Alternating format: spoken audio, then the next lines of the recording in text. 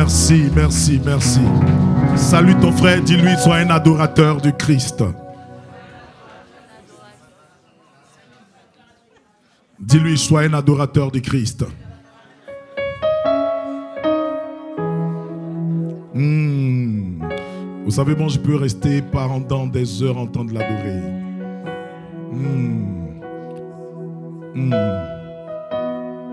En temps réel, on ne doit pas venir ici pour dire que je vois dans mon esprit. Tout ce qu'on doit dire les dimanches là, c'est nous t'adorons. Nous t'adorons. La Bible dit, il a fait le 7e jour pour le sanctifier. Donc aujourd'hui là, dis à ton voisin, c'est pour Dieu en temps réel. Dis-lui, voisin, c'est pour Dieu en temps réel. 6 jours pour l'homme et le 7e jour est pour Dieu. C'est la dîme de Dieu. Dis, voisin, sois un adorateur. Dis-lui encore, voisin, sois un adorateur. Nous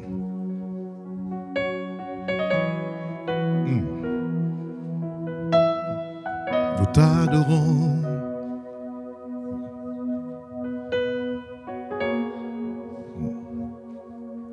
Nous sommes disposés.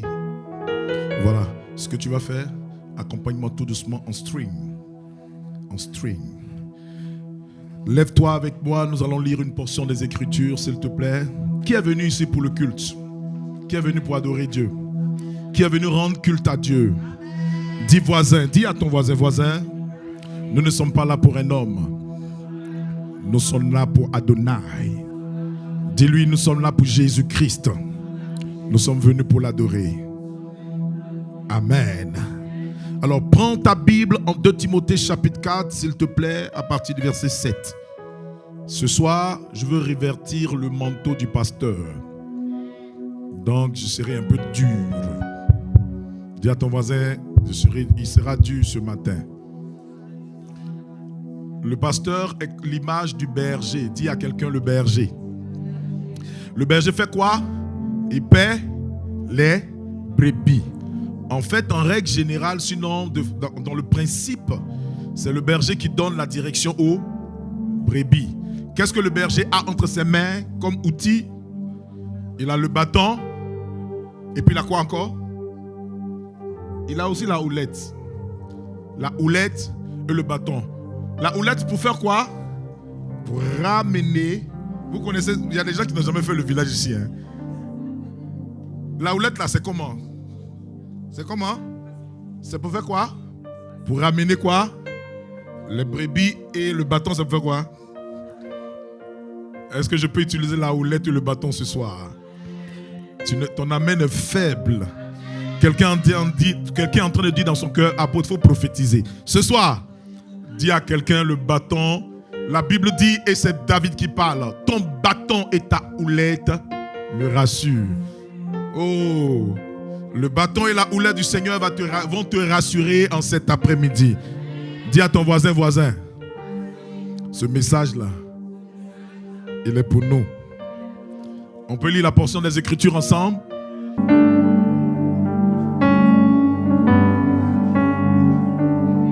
Dieu bénisse sa parole. Je prie pour la parole et nous allons nous rasseoir. Père, nous te disons merci pour ce message qui sera distillé ce soir. Nous voulons que ce message vienne, Seigneur Père Céleste, nous booster. Nous permet de savoir que, Seigneur Père, le tout n'est pas de commencer, mais aussi d'achever. Et nous voulons que tu nous donnes la capacité, la force, pendant que nous sommes en train de courir selon les règles préétablies et d'arriver jusqu'au point final. Aide-nous en cet après-midi à comprendre ta parole et à la mettre en pratique. Au nom de Jésus. Amen. Avant que tu ne te rasseyes, dis à ton voisin proche, combat. Dis combat.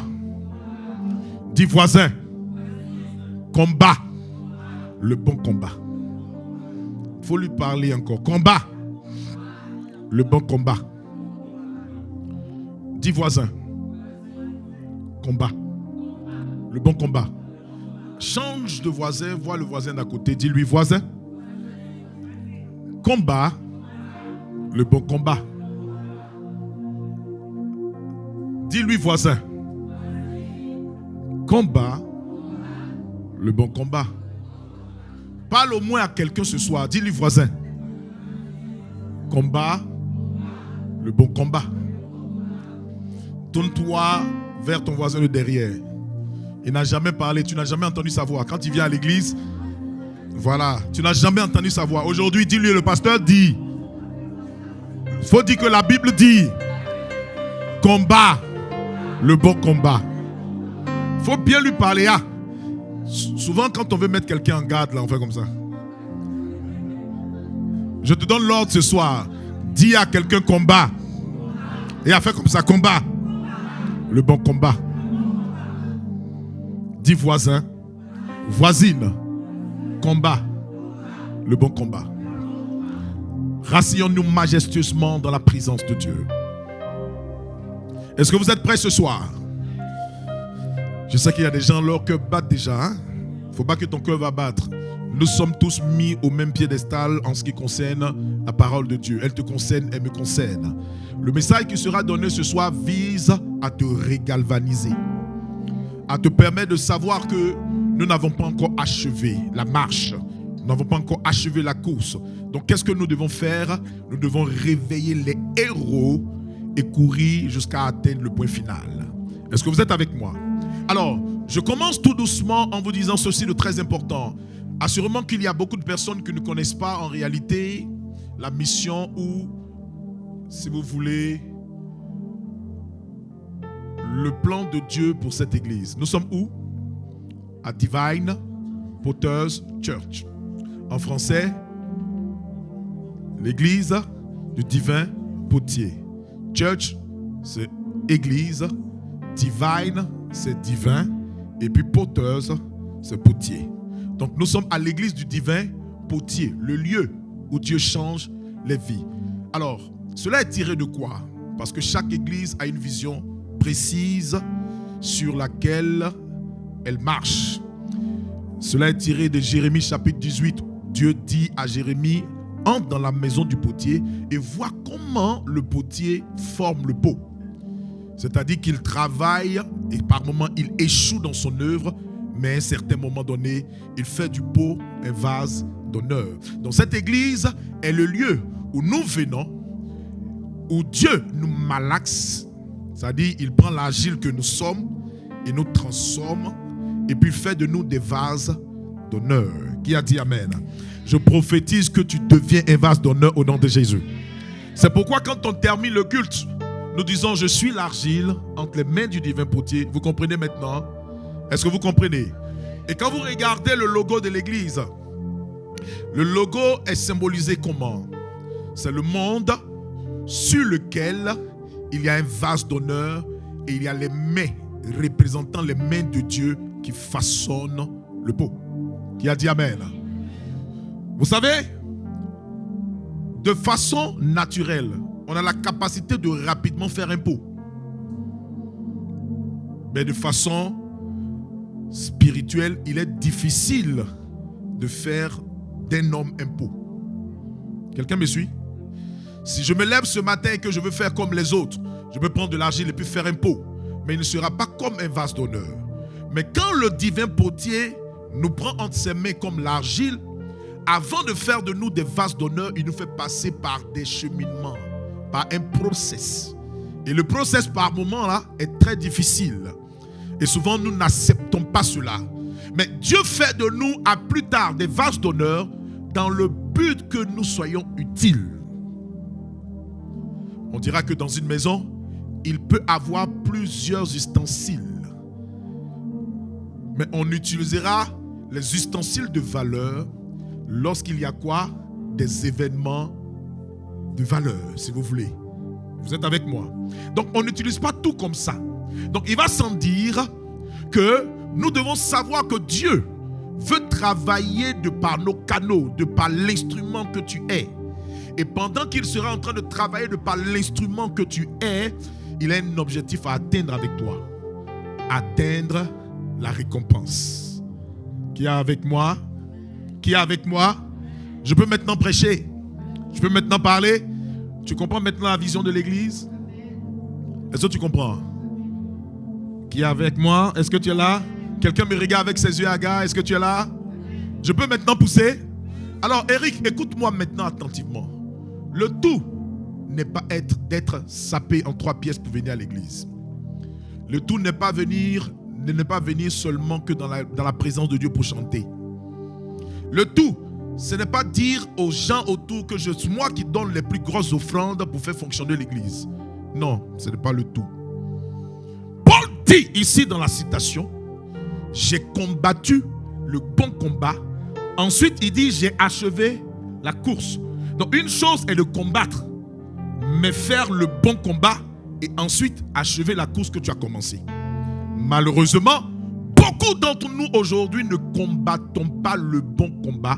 Et deuxièmement, nous abandonnons sur le chemin pendant que nous sommes en train de courir, tout simplement parce qu'on a été découragé, on a été frustré, on dit on ne me laisse pas travailler et tu es en train d'abandonner et sortir du plan de Dieu.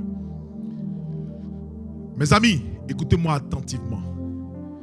Dieu est en train de nous observer pour voir si nous courons d'après les règles préétablies. Ensuite, il est en train de voir combien de personnes vont terminer la course. Je peux avancer? Je peux avancer? Alors regardez, je vais bien circonscrire le test et vous permettre de savoir de quoi il s'agit. Suivez-moi attentivement. J'ai combattu le bon combat. Et qu'est-ce que j'ai fait? J'ai fait quoi? Et troisièmement, il a dit quoi? Est-ce que vous êtes avec moi? Non, il y a 3 éléments qu'il cite avant de parler de désormais la couronne de justice, mais réservée. Reprenons ensemble. Il dit ceci, j'ai combattu le bon combat. J'ai quoi? J'ai fait quoi? Deuxièmement. Troisièmement, j'ai fait quoi? Et ensuite, qu'est-ce qui va se passer? Il dit désormais. En réalité, si vous ne combattez pas, si vous n'achevez pas et si vous ne gardez pas la foi, vous ne pouvez pas être récompensé. Je peux avancer? Maintenant, laisse-moi circonscrire le test. Papa Jacques, écoute-moi attentivement.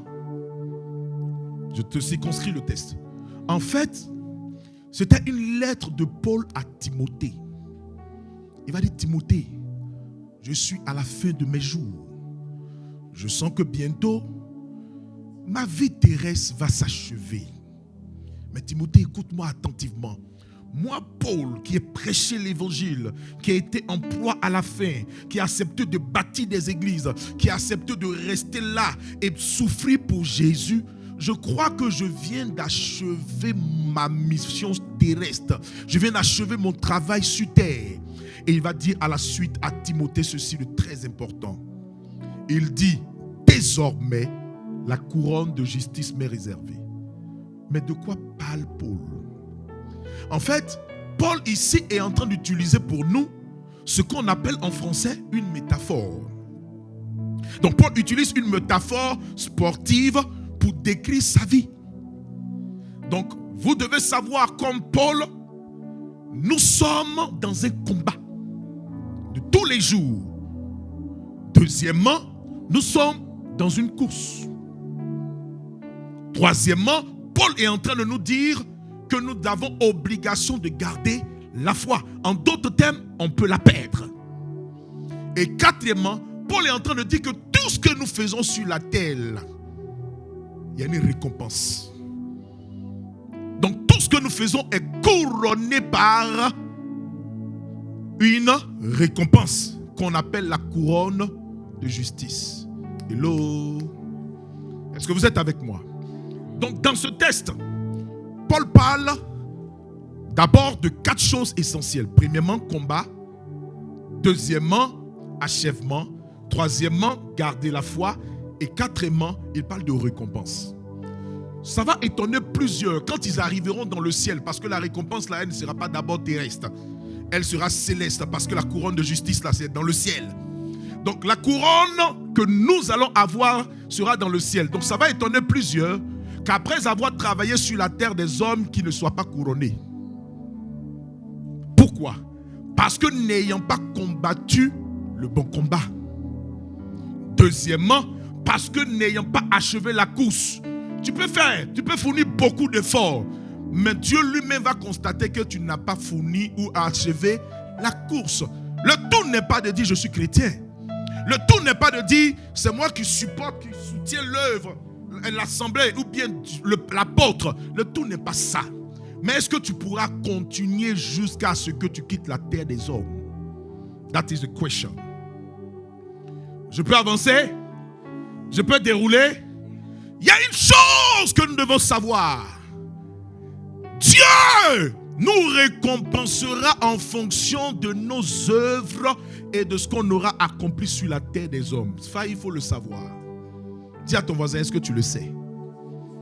Alors, comment travailles-tu pour Dieu? Pose la question à ton voisin. Dis-lui, comment travailles-tu pour Dieu? Je peux avancer pour mieux t'expliquer? Alors, je disais tout à l'heure, Paul utilise une métaphore pour nous permettre de savoir ceci. Quand il dit « j'ai combattu le bon combat », cela signifie qu'il a lutté avec courage et persévérance pour rester fidèle à sa foi. Lutter avec courage. Vous savez que la vie chrétienne n'est pas facile. Qui a dit que c'est facile ici? Lève la main. C'est pas facile. Mais Paul dit, moi j'ai lutté avec courage. Parce qu'il était en proie, même à des ennemis et même ceux qu'il a appelés les faux frères. Faux frères. Dans l'église, il peut y avoir des faux frères. Ils ne sont pas là pour te permettre de faire un bon combat. Mais ils sont là pour te décourager, te déstabiliser et te faire partir ou te faire sortir du chemin de Dieu. Dis à ton voisin, ne sois pas un faux frère. Il faut bien lui parler, je te donne la possibilité de lui dire, ne sois pas un faux frère. Alléluia. Deuxièmement, Paul est en train de dire qu'il a gardé, il est resté fidèle à sa foi. Il dit, j'ai achevé la course. Cela veut dire qu'il est allé jusqu'au bout de sa mission. Mes amis, vous pouvez être un grand athlète sur la terre des hommes. Mais si vous ne courez pas d'après les règles préétablies, par votre discipline, et vous n'achevez pas la course, vous pouvez être Usain Bolt et puis on va dire que la couronne ne vous revient pas. Pourquoi? Parce que vous n'êtes pas arrivé. J'ai vu des gens sur la terre des hommes, à cause d'une couronne corruptible, à cause d'une couronne éphémère, ils étaient sur le point, ou elles étaient sur le point d'arriver au point final, mais elles n'avaient plus de force, elles sont tombées et elles se sont roulées pour atteindre le but final. Si les hommes de la terre peuvent le faire, à plus forte raison, un enfant de Dieu. Vous êtes avec moi ce soir? Dis à ton voisin, est-ce que tu es là ce soir? Troisièmement, Paul dit, j'ai fait quoi? J'ai gardé la foi. Garder la foi ici exprime sa fidélité à ses convictions religieuses. Garder la foi, ce sont les valeurs qui t'ont été transmises, que tu as gardées. Malheureusement, je suis dans l'obligation de vous dire que beaucoup ne garderont pas la foi jusqu'à la fin. Si. Quand on commençait, on était combien? Ils sont où les autres? Hein? Ils sont où les autres? Souvent tu peux les rencontrer, hein? Parce que Paris est grand mais petit. Pas ça. Venez. Je dois me retrouver d'abord. Donc toi tu dois te retrouver d'abord pour suivre Jésus. Tu étais en train de courir, tu es sorti de la course. Là où je suis en train de parler, le mec peut nous surprendre et descendre. Ou alors, si vous voulez, on peut monter vers le ciel. Parce que la Bible dit, quand il va venir là, c'est un signal donné. Au son de la trompette, les morts en Christ ressusciteront. Et ceux qui seront restés sur la terre vont le rejoindre dans les airs. Donc aujourd'hui même là, ça peut être la fin du monde. Mais quel est le temps que tu auras pour dire, quand je vais me préparer, je vais venir dans la présence de Dieu? Quel est ce temps-là? Pose la question à ton voisin. Quel temps as-tu? Il faut lui poser encore la question. Voisin, quel temps as-tu? Hello? Est-ce que je peux parler à ton cœur ce soir? Est-ce que je peux parler à quelqu'un ce soir? Alors regarde, Paul était au soir de sa vie. Il avait été attrapé et il était dans les chaînes. à Rome, attendant que Néron, qui était l'autorité à cette époque, puisse l'exterminer. Pour Jésus. Quelqu'un m'entend? Pour Jésus. La manière dont tu finiras ta vie, excuse-moi l'expression, la manière dont tu vas mourir n'est pas le problème. Mais est-ce que tu seras couronné ou alors tu recevras une récompense liée à ton travail sur terre? C'est là la question. Maintenant, suis-moi attentivement. Allons pas à pas. Je prends 10-15 minutes et je termine. Mais un combat, c'est quoi? On a tous assisté ici au dernier combat de Joshua avec ce Camerounais-là qu'on appelle comment? Francis Ngannou. Vous êtes avec moi? Le combat a commencé. Ça n'a pas fait 10 minutes. Ils ont mis un KO. Mais je ne vous dis pas combien de millions ils ont récupéré. C'était leur couronne. Le gars, il s'est préparé. Et malheureusement, il y a eu défaite. Maintenant, suis-moi attentivement. On connaît beaucoup de combats qui se passent. Et parmi les combattants ou ceux qui font la boxe, par exemple, vous avez Mohamed Ali. Vous avez qui d'autre encore? Vous avez Tyson, Mike Tyson. Ce sont des gens même là. Quand on entend leur nom déjà là, on voit boxe. Ils combattent dans le ring. Et il y a plusieurs comment? On appelle ça plusieurs quoi? Round. Premier round, deuxième round. Jusqu'à ce que l'un d'entre eux soit trouvé victorieux. Maintenant, suis-moi attentivement. Ce que nous faisons sur la terre des hommes est un combat. C'est un travail. Le combat que nous sommes en train de mener sur la terre des hommes, nous sommes en train de faire l'œuvre de Dieu. Nous sommes en train de nous opposer aux œuvres sataniques. Nous sommes en train de travailler pour Dieu parce que Dieu nous appelle mes serviteurs. Vous êtes avec moi?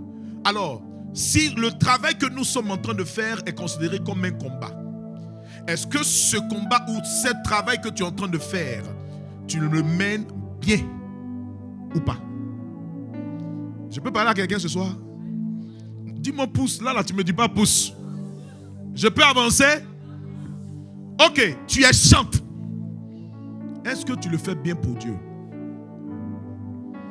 Je peux pousser. Tu es responsable. Est-ce que ta responsabilité, tu la mènes à bien?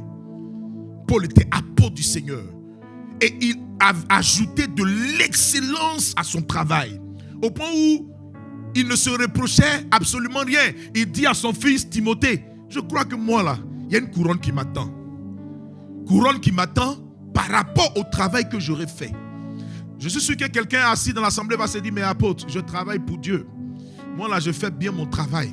Je fais très bien mon travail au point où on n'a rien à me reprocher. Je peux t'aider? Je peux t'aider ce soir? Alors, selon Dieu, quels sont les critères sur lesquels Dieu va se baser pour te récompenser? Je peux pousser? Non, tu ne m'amènes pas à pousser. Alors, Paul dit, il y a une récompense qui m'attend. Parce que premièrement, j'ai combattu le bon. Deuxièmement, j'ai fait quoi? Achever la course. Troisièmement, j'ai gardé la foi. C'est pourquoi je sais que le juste juge me donnera la récompense qu'il faut. Il se base sur quoi? Maman, il se base sur 3 questions essentielles. Première question. On appelle ça critère. Qu'as-tu fait pour Christ? Pose la question à ton voisin. Tu as fait quoi pour Christ? Monsieur Gomis, le problème n'est pas de faire quelque chose pour Christ. N'est pas seulement que de faire quelque chose pour Christ. Mais on va plus loin. Qu'as-tu fait pour Christ? Est-ce utile cela? Valait-il la peine? Ça, c'est une question. Tu l'as fait pour Dieu. Est-ce que ce que tu étais en train de faire là, c'était utile ou bien ça valait la peine? Quelqu'un ne me suit pas? C'est pas moi, Ce sont les critères pour qu'on soit récompensé dans le ciel. La récompense dans le ciel va se passer, n'est-ce pas, lorsqu'il y aura la grande tribulation sur la terre des hommes. Quand l'Église sera enlevée au ciel, il aura ce qu'on appelle une grande tribulation de 7 années sur la terre. C'est alors que dans le ciel, Christ va commencer à nous récompenser en nous posant des questions liées à notre travail. Question. Qu'as-tu fait pour le Christ? Regarde, assieds-toi bien et pose-toi la question. Qu'as-tu fait pour le Christ? Souvent, on peut se taper fièrement la poitrine, comme je le fais souvent. Je dis, mais moi, dans la vie, j'ai offert une voiture à un pasteur, j'ai offert une maison à mes parents. Je suis fier de le dire. Mais pour le Seigneur, qu'as-tu fait pour lui? Vicky, pose la question à Nono. Qu'as-tu fait pour Christ? Maintenant, est-ce que ce que tu as fait là, c'est comment? Hein? C'est utile. Parce qu'il y a des choses qu'on fait pour Dieu, mais qui sont inutiles. Quand je pense que tu es en train de trop prendre la défense du pasteur et que ce que tu es en train de faire est en déphasage avec ce que Dieu demande, tu le fais pour qui? C'est inutile. Je peux avancer? Je peux dérouler? Donc, la première question, liée bien sûr aux critères pour être récompensé. Qu'as-tu fait pour Christ? Est-ce utile et cela valait-il la peine? Deuxièmement, dans la même question, qu'as-tu fait pour Christ? Est-ce d'une qualité éternelle? Parce qu'il ne s'agit pas de faire seulement. Paul dit, moi je fais jusqu'à j'ai achevé. Mais est-ce que toi tu fais et tu achèves? Est-ce que toi tu fais et tu continues de sorte à ce que tes œuvres soient palpables? Il y a des gens qui le font aujourd'hui.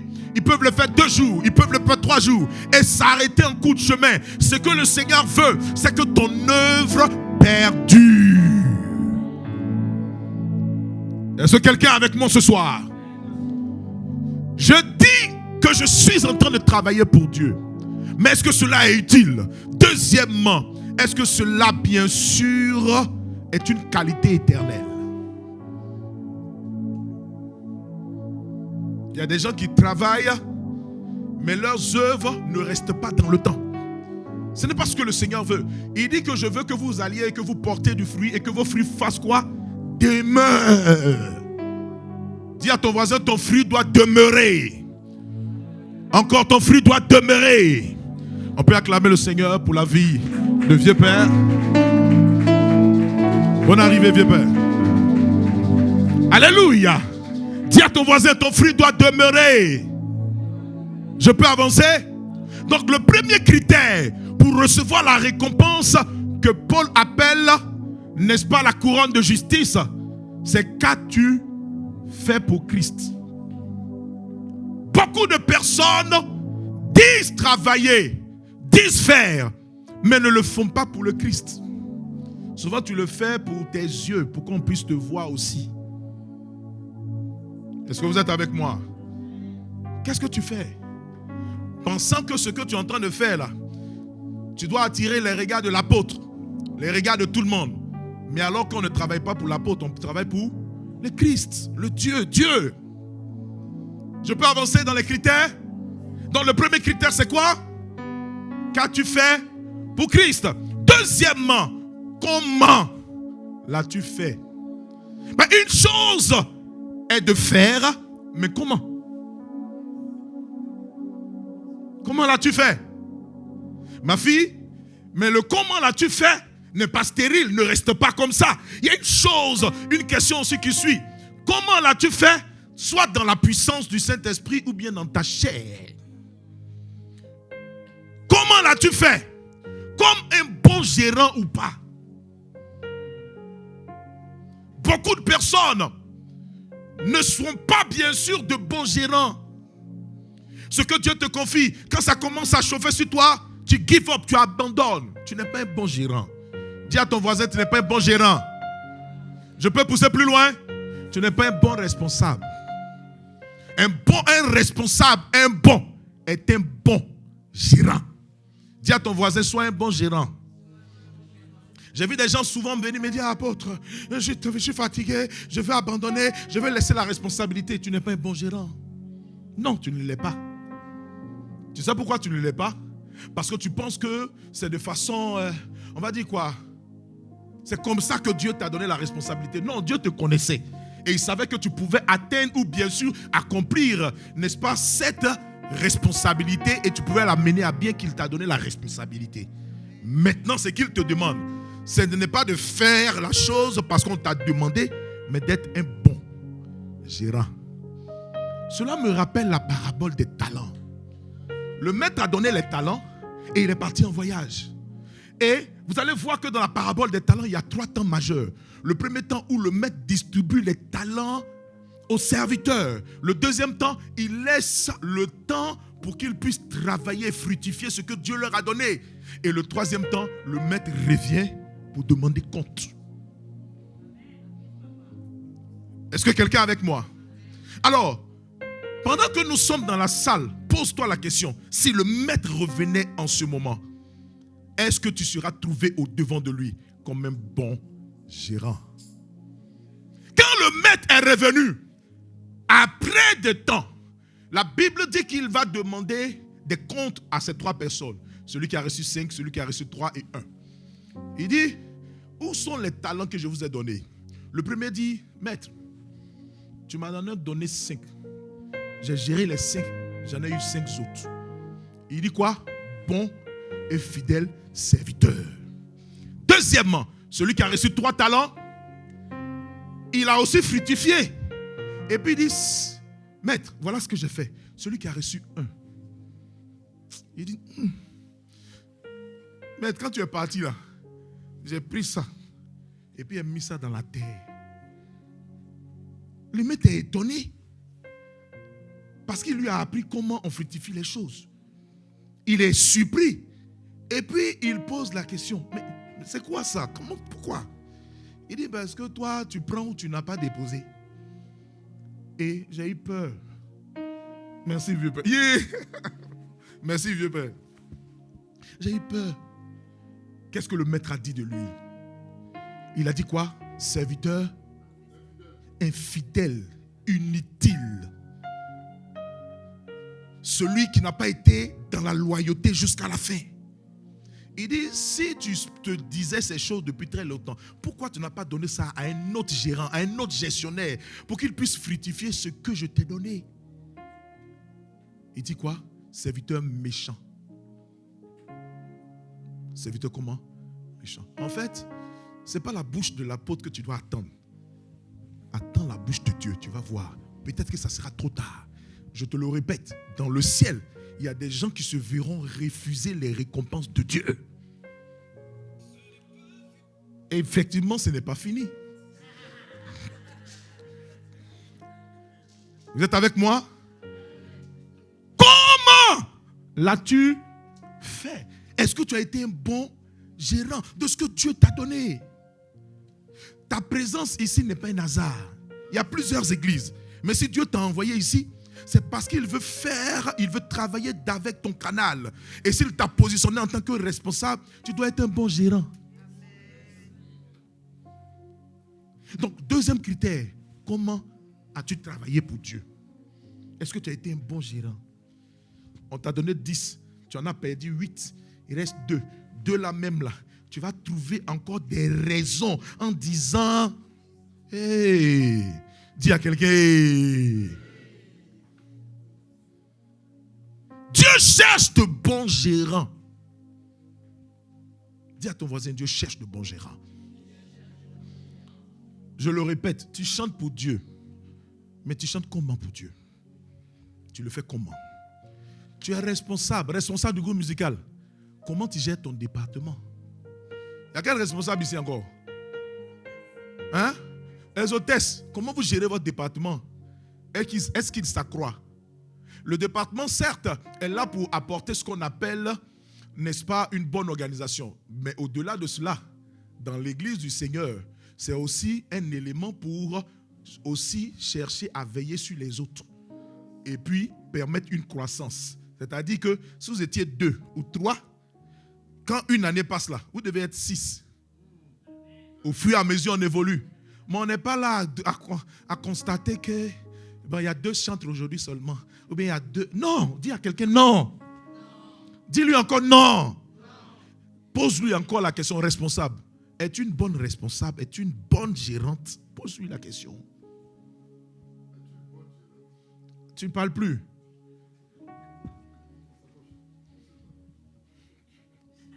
Tu ne parles plus. Rappelle-moi encore ton nom. Tu as un joli nom là. Victorine, es-tu une bonne gérante? Peut-être que toi tu n'es pas dans la responsabilité, hein? Mais peut-être que Dieu t'a donné la charge d'emmener ta famille à l'église. Est-ce que tu le fais bien?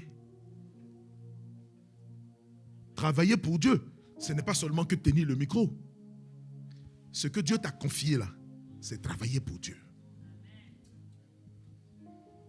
Je dis que ce soir, je rêvais. Oui, papa. Voilà. Ce soir, je rêvais le manteau pastoral. Afin de te donner des instructions épiscopales, pastorales. Je peux avancer? Je peux dérouler? Souvent, mon cœur est meurtri. J'ai trouvé seulement que 2 chantres ici aujourd'hui. Est-ce qu'on a dit que pour chanter pour Dieu, là, on a forcément besoin d'un appel particulier? Un adorateur n'a pas besoin d'un appel particulier. Mon père peut le témoigner. Je n'étais pas chanteur. Même pianiste, il n'y avait pas. Et puis nous tous, on s'est mis dedans. Victoria, on s'est mis dedans. Les premières fois, on a commencé à chanter. L'expression qui sortait de la bouche des gens, vous chantez comme des crapauds. Mais comme on voulait être de bons gérants de ce que Dieu a mis dans nos mains, chaque jour que Dieu faisait, on était à la répétition. Il est là, il peut témoigner. Il n'y avait pas un jour. Mais ici, là, vous venez à la répétition. Levez vos têtes, vous me regardez ici. Vous venez à la répétition. Non. Vous ne venez pas à la répétition. Et puis dimanche, vous voulez que la belle voix sorte. Non, ce n'est pas possible. Je t'ai déjà dit, même le talent acquis, ou bien le talent inné, là, il se travaille.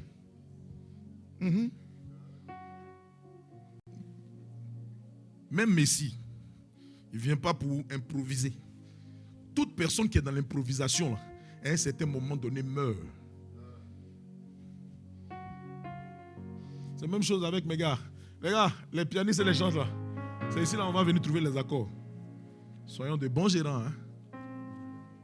Même si on n'a pas le temps là, on peut blaguer au moins les filles pour leur dire, bon on a 30 minutes là, venons on va attraper quelque chose. Ou bien, Eudes, ça a beaucoup changé hein, depuis que tu es venu en France là. Eudes, ça a changé. Je peux pousser. Je peux exagérer. Est-ce que tu es un bon gérant? En fait, le problème ici là, c'est pas ce que je perçois, c'est pas ce que je reçois, c'est pas le fait de venir rendre ministère.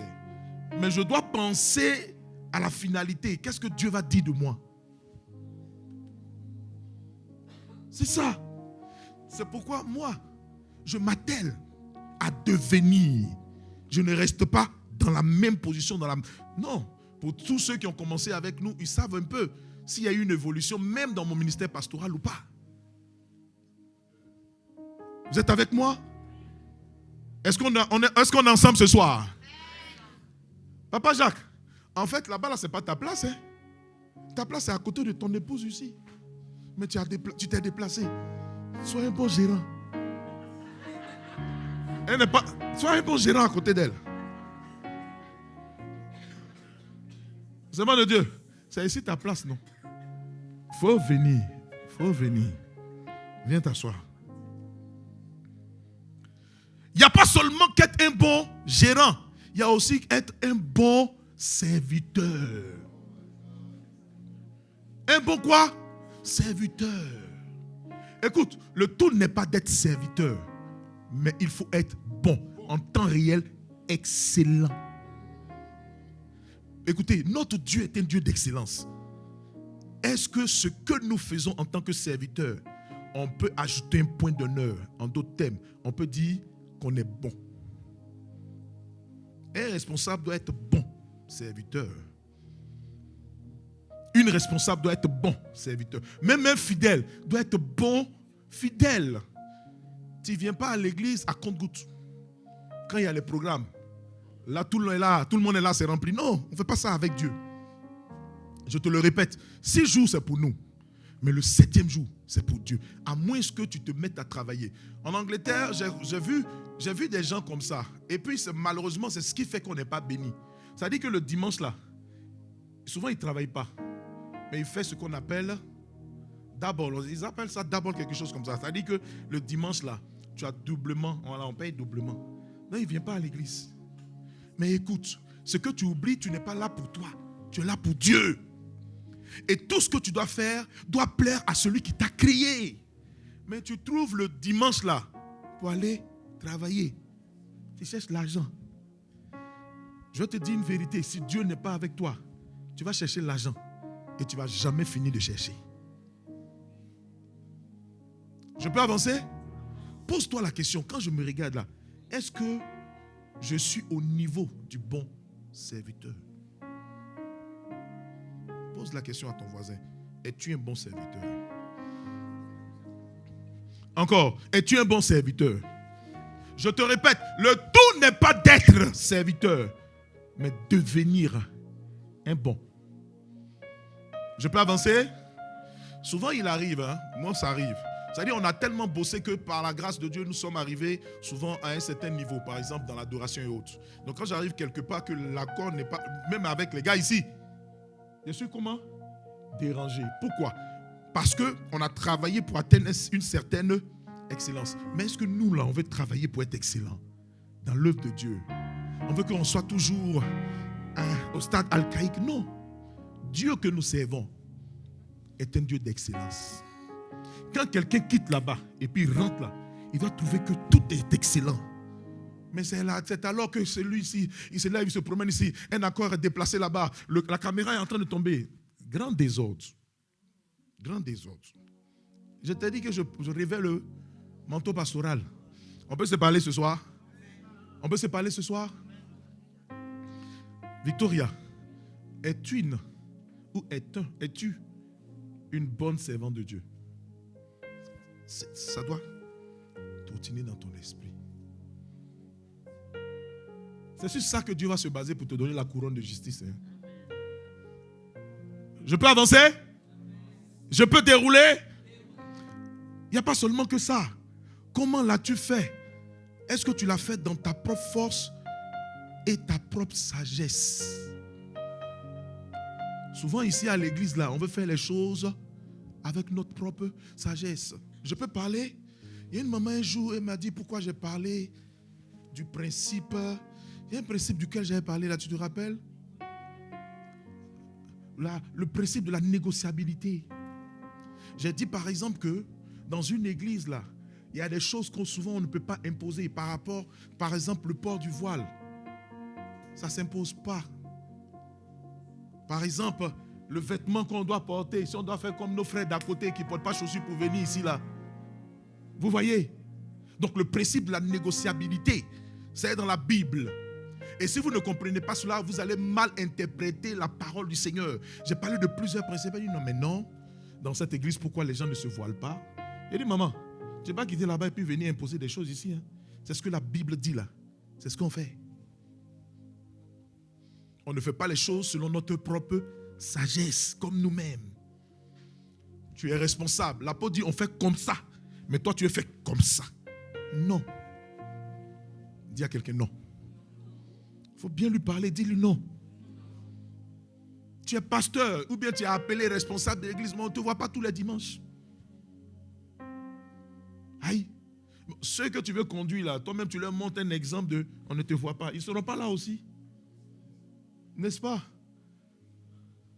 Parce que toi qui es devant là, c'est toi aussi qu'on regarde. Paul dit, soyez mes imitateurs comme je le suis de Christ. C'est pourquoi par moment, vous me voyez venir à l'heure, ou bien je viens tôt pour voir et puis même aider les gens. Dire qu'on fait comme ça, on fait comme ça, et on fait comme ça. Pose encore la question à ton voisin. Dis-lui, comment fais-tu l'œuvre de Dieu? Est-ce que tu la fais avec ta propre sagesse, ta propre force?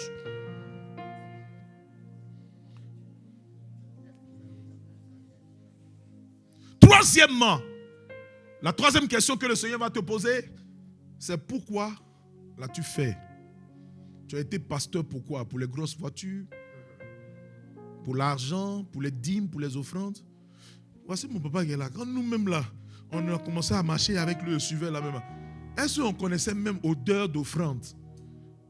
C'était un privilège pour nous de servir Dieu. L'église avait commencé avec rien. Quand on arrivait, c'était le sable. Vous voyez le sable qu'on prend pour construire là? C'était ça. Je me rappelle que vieux père lui-même est monté sur la toiture. Avec quoi? Un marteau pour faire la toiture de l'église. Vous voyez? Et quand on avait les cultes, comme on n'avait pas les chaises, on partait prendre les chaises. Comme par exemple, si tu veux, tu vois la gare là, c'est quoi la gare du quoi? On était arrêté tout à l'heure là, il y a une station. Aubervilliers 4 chemins, hein, c'est la station là. On mettait les chaises là, 5, 10, 15 sur notre tête. Et puis on venait déposer ça au lieu du programme. Quand tout le monde n'est pas encore parti, on ne part pas. On reprenait sur nos têtes pour aller redéposer là-bas. Ce n'était pas fini. Pendant le programme, on se mettait à chanter. Quand on finissait de chanter, pendant que vieux père est en train de chasser les démons, on attrapait les gens. Toi ici, on va te rattraper une fois, 2 fois. Ah, ils m'ont cassé le pied. Nous, on le faisait. Tu ne peux pas venir, être un homme robuste, avoir la force qu'il faut, et puis tu es assis pendant que les gens sont en train de tomber. On les attrape, pourquoi? Pour ne pas qu'ils se blessent. Mais tu es là. Tu te joues la star.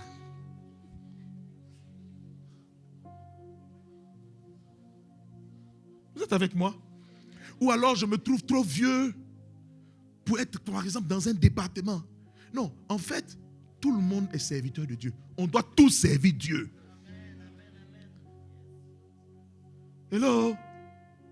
Vous êtes avec moi? C'est pas tout. On était en même temps dans l'intercession. Vieux père nous dosait chaque nuit là. Vous savez qu'on finit le programme comme ça là. On s'en s'échanger comme on n'habitait pas loin. Et puis on est derrière lui. Priait la nuit jusqu'au matin. Tu ne sais pas prier, tu sais prier, on est dedans. On finissait des moments de jeûne. Mais il voulait nous tuer. On finissait des moments de jeûne. Ma fille Hélène, on n'avait pas à manger à la maison. Vieux père avait tout laissé par moment là. C'était jeûne forcé parce qu'il n'y avait pas à manger. Mais c'est la vérité, je suis en train de vous enseigner. Ici, là, on est trop, voilà. C'est trop choquant dans notre manière de servir Dieu. Et quand on dit, on commence à te redresser un peu. Je suis frustré, la porte a crié sur moi. Hé! Je me rappelle un jour, je disais au vieux, pendant qu'il est en train de se battre, parce qu'un leader n'est pas au repos. Mais quand il finit de prêcher, quand il rentre, sa tête travaille. Comment est-ce qu'on va faire avancer l'œuvre de Dieu? Quelles sont les stratégies que Dieu va lui donner? Sa tête travaille. Donc, on avait des baffes un peu qui étaient défaillantes là. Et puis, je suis venu dire, vieux, c'est quand on va changer les baffes là. C'était dans mon ignorance, dans mon enfance. Il m'a regardé comme ça. Moi-même, il s'est quitté vite. Il avait le souci de l'œuvre de Dieu. Cependant, les moyens n'y étaient pas encore. Mais il le faisait bien son travail. Il ne le faisait pas en regardant les offrandes. Nous, on ne le faisait pas et on ne le fait pas en regardant les offrandes. Je vous ai dit et je vous ai répété que généralement, je peux parler, on parle librement en famille. Hein? Les plus grosses offrandes que j'ai reçues, ça ne vient pas de l'église. D'ailleurs, quand on finit de faire les offrandes, on finit de payer les musiciens, il n'y a plus rien. Donc, ne te dis pas que l'apôtre se nourrit de nos offrandes. Tu as vu son bazin, il a porté là. C'est l'offrande de l'église. Non. On sert Dieu parce qu'il nous a appelés et pour l'amour des âmes. Je peux avancer? Je peux dérouler? Je peux pousser? Secoue un peu ton voisin, secoue-le. Il faut dire pourquoi l'as-tu fait? Dis-lui pourquoi l'as-tu fait? La question qui suit, pourquoi l'as-tu fait? C'est avec quelle motivation? Qu'est-ce qui t'a motivé? Non, apôtre, je veux montrer à l'apôtre que c'est moi qui travaille bien dans l'église. Tu as échoué. Mais puisque ce n'est pas pour moi qu'on est en train de travailler, Il faut que je monte. Avec quelle motivation? Montrer que c'est moi qui ai de l'expertise. Ce n'est pas ça que Dieu regarde d'abord. Hello? Hello? Je peux avancer? Avec quelle motivation? C'est venant de Dieu. Un jour, Jésus est arrivé au rivage, sur le rivage. C'était à sa résurrection. Il apparaît sur le rivage et il pose une question fondamentale à Pierre. Le même Pierre là, c'est lui quand Jésus était encore vivant là. Et puis il disait, je vais bientôt mourir. Il dit non. Si toi tu dois aller mourir là, moi je meurs avec toi. Mais le jour où ils sont venus attraper Jésus là, il a renié. Il a abandonné. Maintenant, quand Jésus à sa résurrection réapparaît sur le rivage, il pose une question fondamentale à Pierre. Il dit, Pierre, m'aimes-tu? Vous savez pourquoi il lui a posé la question? Parce qu'il a laissé le travail entre les mains de Pierre. Mais Pierre est retourné à son ancien boulot. Il manque l'argent, il manque la nourriture. Donc allons faire quoi? Pécher. Vieux père nous avait laissé à Abidjan. Il était ici en train de se battre pour faire avancer les églises et l'œuvre de Dieu. Mes amis, par moment on arrivait à l'église. Je vous assure qu'on n'avait pas à manger. Mais quand il venait et que Dieu le bénissait, il payait nos coûts. Je vous ai dit, il a payé mes coûts pastoraux. Il soutenait des veuves, il soutenait des orphelins, il mettait des gens à l'école. Et à un certain moment donné, quand je suis parti sur Angré, sur l'église Angré avec le diacre, mes amis, par moment je suis couché à la maison, je n'ai pas à manger. Mon fils Honoré et moi, on boit du café qu'on appelle le café baoulé. C'est-à-dire, on prend de l'eau, on chauffe l'eau et on met du sucre à l'intérieur. Avec du pain. Quand on finit de manger cela, gloire à Dieu pour le lendemain. On faisait l'œuvre de Dieu. Pas parce qu'on attendait quelque chose en retour. Nous savions que le Seigneur va nous poser la question. Quelle était la motivation qui t'a poussé à me servir? Quelqu'un est avec moi ce soir? Je vais te poser une question. Pourquoi es-tu ici? Pourquoi?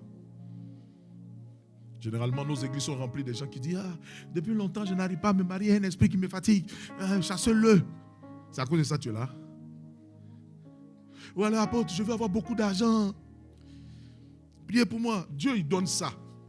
Mais regarde, Matthieu 6, 33 dit, cherche premièrement ce que Dieu te dit.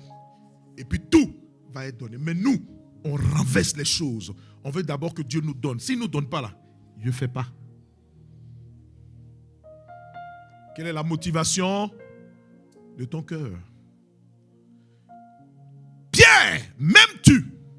Il dit, mais Seigneur, tu sais que je t'aime. Mais l'amour duquel il parlait, ce n'est pas de cet amour que Jésus parlait. Lui, il parlait d'un amour entre frères, tu sais qu'on est ensemble. Mais ce n'est pas suffisant. Parce que cet amour ne peut pas te permettre de te surpasser et de faire des sacrifices. Il faut ce qu'on appelle un amour agapao, un amour sacrificiel. Quand ça ne va pas, tu te sacrifies.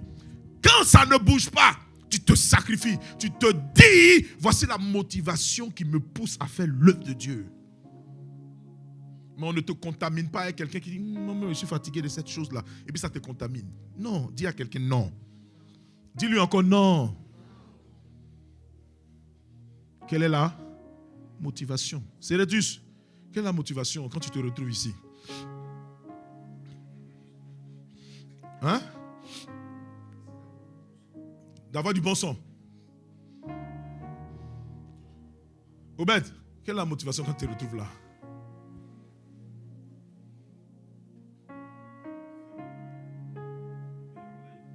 Le meilleur life possible. Erigo, quelle est ta motivation quand tu attrapes les gens? Parce qu'il y a des gens qui ont motivation et motivation. Il y a un comme ça là qu'on lui a dit à un certain moment donné, il ne faut plus attraper les gens. Parce que lui, il attrapait d'une manière.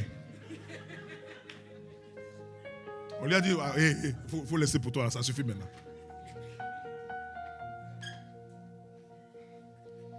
Quelle est ta motivation quand tu te retrouves ici? Ici là, on a vu partout, on a vu de tout le monde.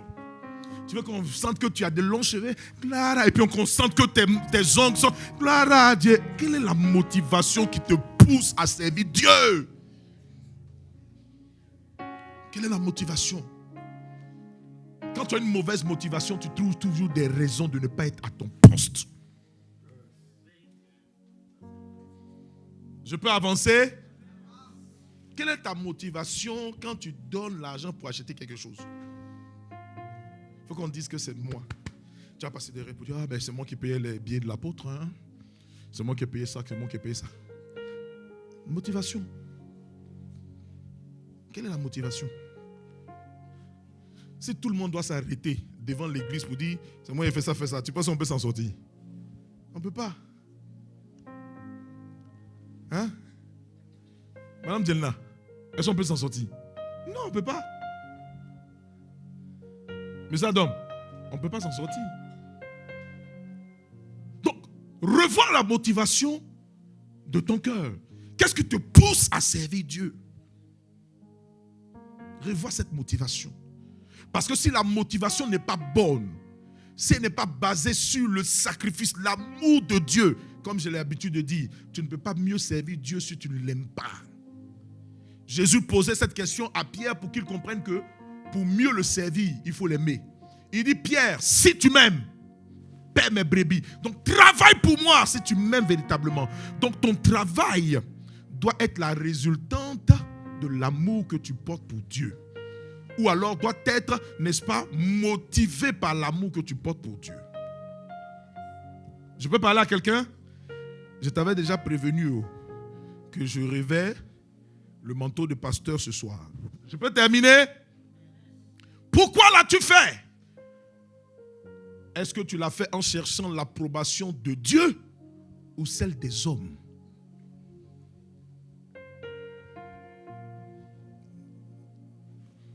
Je me réponds ce soir.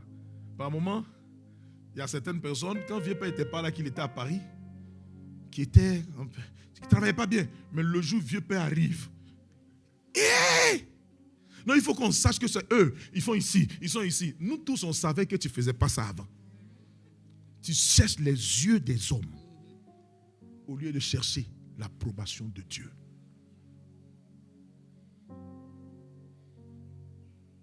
Est-ce qu'on est là enfin? Est-ce qu'on est ensemble? Tu cherches l'approbation de l'apôtre Valérie?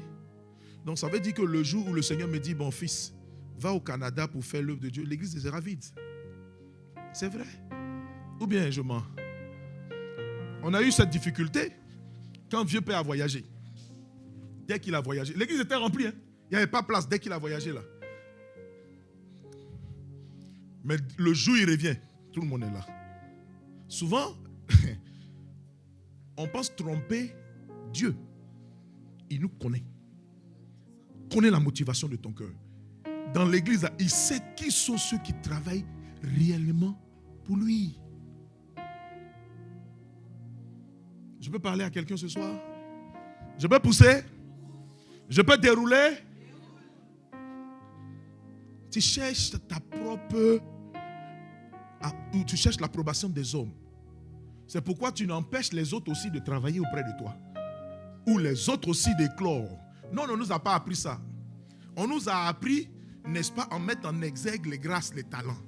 Mais quand on te dit, bon, va, tu formes lui là, tu ne le fais pas. Va, tu prépares lui là, tu ne le fais pas. Et le jour où tu n'es pas là, on sent un déséquilibre. Pourquoi? Parce que tu n'as pas préparé les autres. Tu as voulu qu'on parle de toi seul, cherchant l'approbation pour que dire, celui-là, s'il n'est pas là. Non, ce n'est pas ce que le Seigneur demande. Le Seigneur veut que toi là, tu puisses te reproduire. Tu puisses travailler de sorte à ce que les autres là aussi soient préparés, faits. Quand tu ne seras pas là, on ne va pas sentir une cassure. Je peux pousser? J'ai dit à la servante de Dieu, à l'enseignement de jeudi dernier, si on ne veut pas servir, on peut venir écouter la parole de Dieu. On va applaudir tous. On va chanter tous. Instrument là. Nous, quand on a commencé, il n'y avait pas d'instrument. On peut chanter gloire à Dieu. Gloire à Dieu. On n'est pas derrière là-bas.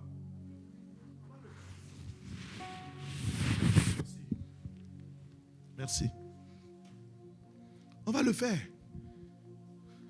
Alléluia. Valérie, Asamo, si les gens ne veulent pas être à la porte, il faut me dire, je peux venir très tôt et puis commencer à recevoir. C'est pas compliqué. Quand il est fini, je peux venir là. Je me rappelle que quand on gérait encore des cellules hautes, il n'y avait pas déjà un dirigeant. Nous-mêmes, on dirige. On prêche. On finit de diriger. À l'église de Londres, quand je commençais avec ma petite famille.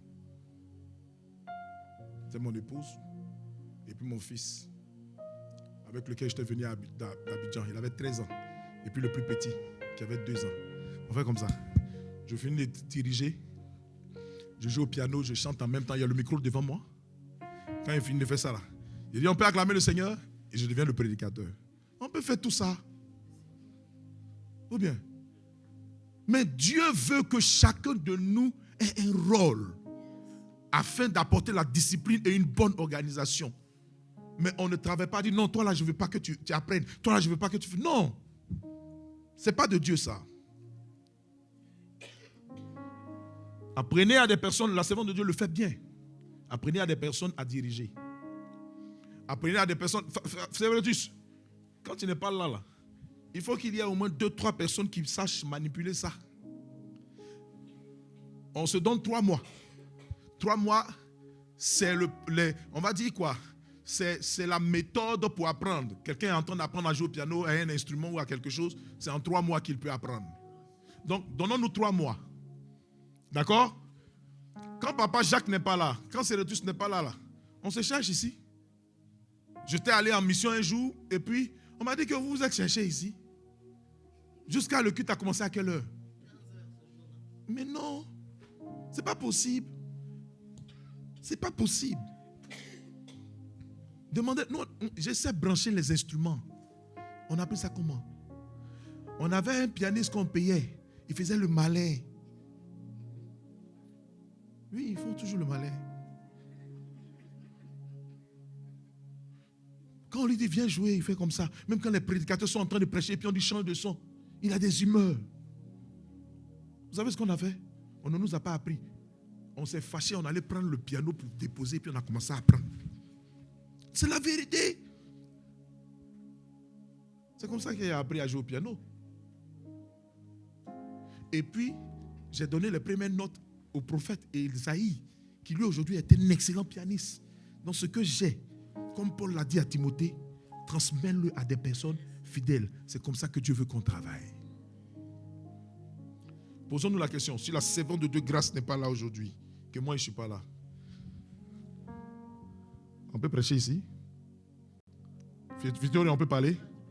J'ai dit à Victoria la fois dernière, bon, c'est toi qui prêches, je dis, apôtre, je ne suis pas encore prête. Alors qu'on est ensemble depuis plus de 4 ans. Tu ne peux pas me dire ça? Don't say that. Non, tu ne peux pas me dire ça. En temps réel, c'est toi qui dois travailler à remplir l'église. Et puis on fait quoi? Une succursale, on fait encore d'autres églises. Et puis on te dit, bon, toi, pasteur, va là-bas. Tu ne peux pas me dire ça. Nous sommes nombreux. Quand tout le monde est là, on est nombreux. Hein? Mais quand on dit enseignement du jeudi, il y a 10-12 personnes. Vous trouvez ça normal? Dites-moi, on trouve ça normal? Les enseignements, c'est pour faire quoi? C'est pour grandir. Mais tu ne peux pas t'absenter et puis devenir ce que Dieu veut que tu deviennes. Le but là, je t'ai déjà dit, 2 Timothée chapitre 2, le verset 4. Il dit, c'est Paul qui dit à Timothée, ce que tu as reçu de moi, transmets-le à des personnes fidèles qui soient elles aussi capables de le transmettre aux autres. Voilà, la star est arrivée, hein, la chante est arrivée. On acclame le Seigneur pour sa vie. Acclamons le Seigneur pour sa vie. La chante est arrivée, la star est arrivée. Il peut pousser. Il a dit, j'ai revêtu le manteau pastoral. Après, il ne faut pas venir dire dans mes oreilles, apôtre, tu as été dur. Hein? Moi, quand il a descendu, il a commencé à rire. Toi, tu as dit, ce n'est pas le monsieur même qui parlait tout à l'heure là. Je suis apôtre. Dans l'apôtre là, il y a le prophète, il y a l'évangéliste, il y a le docteur, il y a l'évangéliste et puis il y a le pasteur. Donc souvent là, dans la bizarrerie, je suis. Je peux terminer? Je peux terminer? Je peux terminer? Je peux avancer? Alors, excusez-moi de vous dire, comportement bizarre là, je ne veux plus. On te dit de faire les trucs, on te donne des instructions, tu ne fais pas là. Si tu ne veux plus là, dis-nous, on va te faire asseoir. C'est simple et c'est net. Hello? On est ensemble? On te donne une responsabilité. Si tu ne veux pas, tu dis, on va te décharger. Et puis, on va continuer le travail de Dieu. C'est simple ou pas? C'est simple.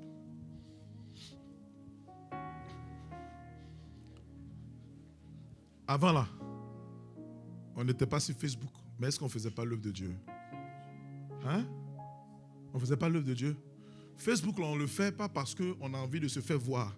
On a des gens qui nous suivent depuis la Martinique, depuis d'autres pays. Quand on finit, on a au moins 1000 vues ou 1500 vues. On est en train de gagner des âmes par ce canal-là. C'est pourquoi on est sur Facebook. Maintenant, si toi, tu ne veux plus faire être derrière caméra, tout ça là, il n'y a pas de problème. On va éteindre les caméras et puis on va faire avec téléphone. Amen. On n'a pas envie, je n'ai pas envie de forcer quelqu'un à servir Dieu. Tu dois servir Dieu parce que tu l'aimes. Je peux terminer? Donc la première question c'est quoi? J'ai pas entendu? Deuxième question? Comment? Et la troisième? Pourquoi? Josiane, pourquoi tu l'as fait? Parce que tu aimes Dieu. Ok. Pourquoi tu m'as appelé pour dire apôtre, j'ai 1000 euros, il y a 2000 euros. C'est pourquoi? Pour dire les pasteurs là, ils aiment l'argent, c'est des voleurs. C'est ce que tu veux? Donc il ne faut pas me donner. Celui qu'on appelle Dieu, qui m'a appelé à le servir là, il prendra soin de moi. D'ailleurs, tu sais, depuis un certain moment là, je suis à Paris. Je loue maison à Paris ici. Hein, quand on dit quelqu'un loue maison à Paris, tu comprends de quoi il s'agit? Hein? Mais j'ai déjà dit ici, payer mon loyer, c'est vent de Dieu. J'ai déjà dit payer mon loyer. Non, entre nous, devant le Seigneur. Non, je vais pousser. Est-ce que quand les offrandes sortent là, j'appelle pour demander, donne-moi quelque chose? J'ai déjà fait ça depuis que l'église existe. Je peux pousser un peu encore? Madame, je peux pousser un peu encore? Oui, il faut dire oui, papa.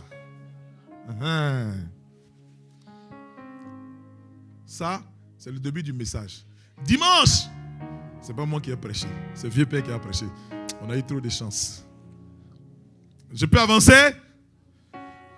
Voici les 3 questions fondamentales que le Seigneur va te poser avant de te donner la couronne, qu'on appelle la couronne de justice. Je vous assure que si Jésus était là ce soir, il prêcherait le message que je viens de prêcher. Jésus est rentré dans le temple. Et puis il a vu que les gens sont en train de faire du désordre. Vous savez ce qu'il a fait? La Bible dit il renversa les tables qui servaient à marchander. Quand il y a le désordre quelque part, il faut faire quoi? Il faut quoi? Suivez bien. 2 Timothée chapitre 2. Sinon 2 Timothée chapitre 4. Le verset 1 nous dit quoi? Lisons-le ensemble rapidement. Et je termine. 2 Timothée chapitre 4. À partir du verset 1 nous dit quoi? Je t'en conjure devant Dieu. Regardez, c'est le Père spirituel qui parle au Fils. Après avoir terminé sa mission. Voilà ce qu'il dit. Je t'en conjure devant Dieu. Vas-y. Ma fille, assieds-toi. Ma fille, assieds-toi. Je suis en train de terminer. Viens, je suis en train de terminer.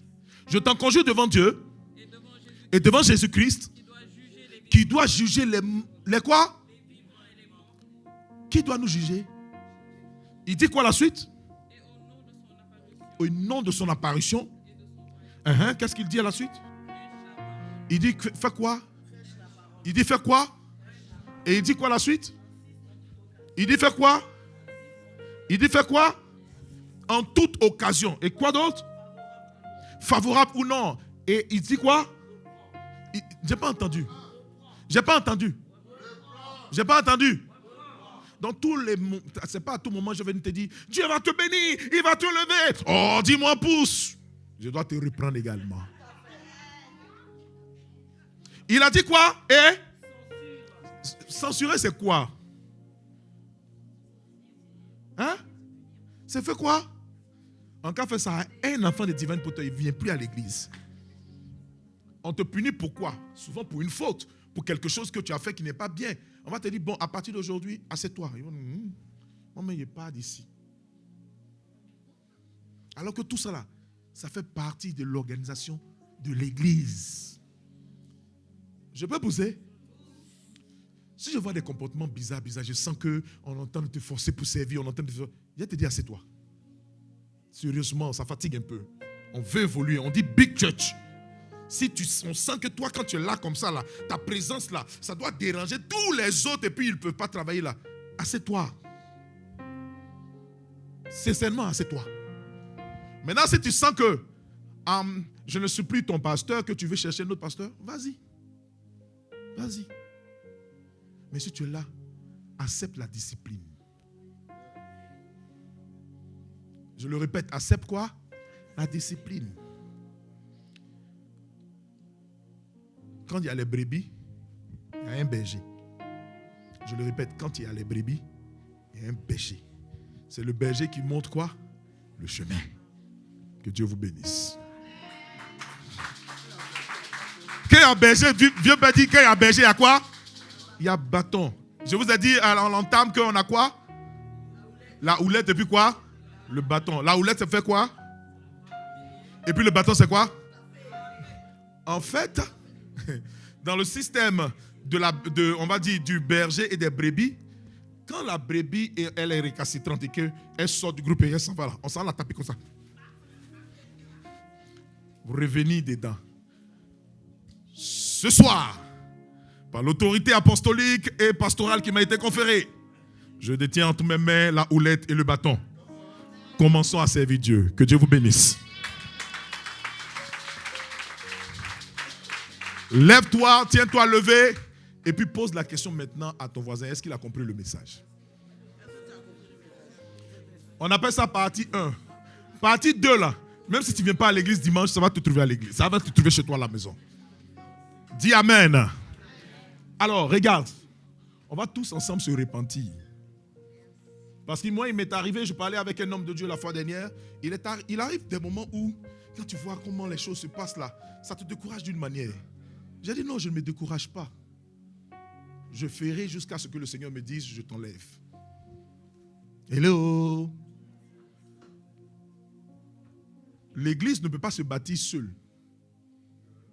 Elle se bâtit aussi avec des fidèles, des disciples. Il ne faut pas laisser seul le pasteur là. Vous savez, quand Paul était en train de parler là, il dit à Timothée, viens vite auprès de moi. Pourquoi? Parce que tout le monde m'a abandonné. Tu peux être là, mais tu m'as abandonné. Tu ne dis pas bien Amen. Tu peux être là et puis tu dis, moi il fait plus haut. Tu es là, mais tu n'es pas là. Comme le pasteur le disait la fois dernière. Tu es disponible, mais tu n'es pas disposé. Tu es disponible, mais pas disposé. On dira en français que c'est ta chair qui est là, mais ton esprit n'est pas là. Alors qu'on ne peut pas servir Dieu comme ça. Et je vais vous dire une vérité très fondamentale. C'est le dimanche des vérités. Un homme de Dieu sert avec le cœur. En d'autres termes, il sert aussi avec les sentiments que Dieu lui donne. Et si vos sentiments en tant que pasteur sont touchés, le rendement sera bas. Donc, qui sont ceux qui vont, n'est-ce pas, lui permettre de bien travailler? Il y a le Saint-Esprit qui l'accompagne, mais il y a nous. On rend le travail du pasteur easy, c'est-à-dire que facile. Mais si on est là, dimanche je viens, hey! Dis à quelqu'un, on doit prier.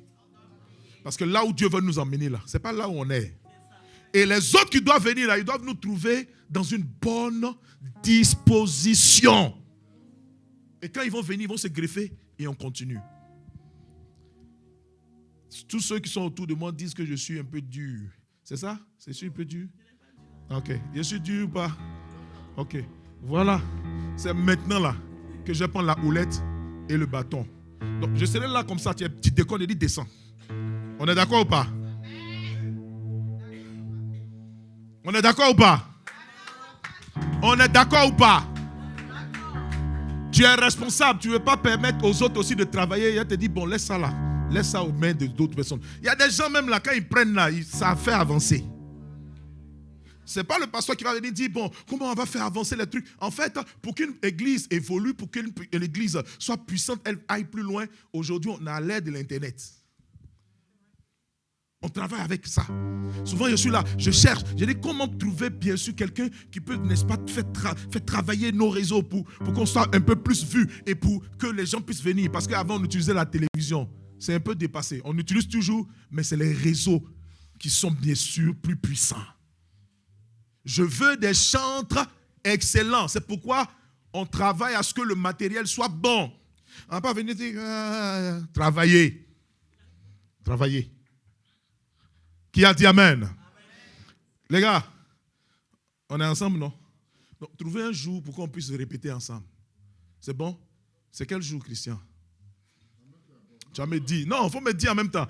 On est devant la présence de Dieu. Il faut me dire en même temps. Parce que quand il te dit, tu connais ce chant-là, tu as dit, ah bon, tu ne le connais pas. Il n'y avait pas de ça. Quand quelqu'un veut monter souvent, il a besoin de bons chants. Hein, on trouve un quel jour? Tu me diras, on dit maintenant, le vieux dit maintenant. C'est ça.